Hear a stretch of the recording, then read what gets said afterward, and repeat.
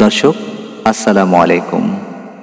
আধুনিক কৃষি তথ্য সম্বলিত ইউটিউব চ্যানেল অ্যাডভান্স এগ্রোতে আপনাকে স্বাগতম।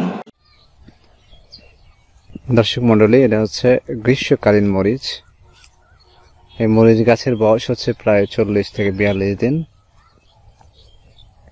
তো এই মরিচ যখন আমি চাষ করি বা রোপণ করি, তার পূর্বে আমি অনেকের কাছে, অনেক কৃষক, পুরান কৃষক যারা সচরাচর গ্রামে কৃষি কাজ করে থাকে, তাদের অনেকের কাছে আমি মরিচ চাষ বিষয়ে পরামর্শ চাইছি বা বলছি যে মরিচ লাগাতে চাইছি,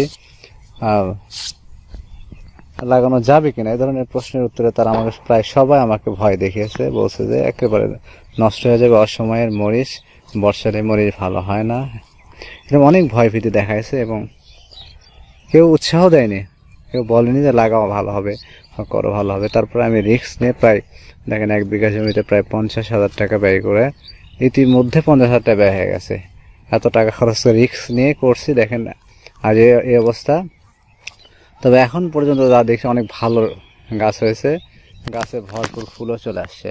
আমি যদি আপনাদের দেখাই, দেখেন গাছ থেকে অনেক ফুলই আসছে। তো দর্শক, এই অবস্থা আজকে রিস্ক নিয়ে করলাম, প্রথমবারের মতো মরিচ লাগাইছি। জানি না কি হবে, বা তবে আমি আশাবাদী যে ভালো কিছু এখান থেকে অর্জন করা সম্ভব হবে। কারণ আমি যেখান থেকে চারা নিয়েছি তাদের দেয়া শিডিউল অনুসারে স্প্রে বলেন সব কিছু করার চেষ্টা করছি, এবং গাছও ভালোই হয়েছে। যদি প্রাকৃতিক দুর্যোগ বা অতিরিক্ত ঝড় বৃষ্টি, শিলাবৃষ্টি এগুলোতে আল্লাহ পাক রক্ষা করে, তাহলে আশা করছি ভালো কিছু হবে।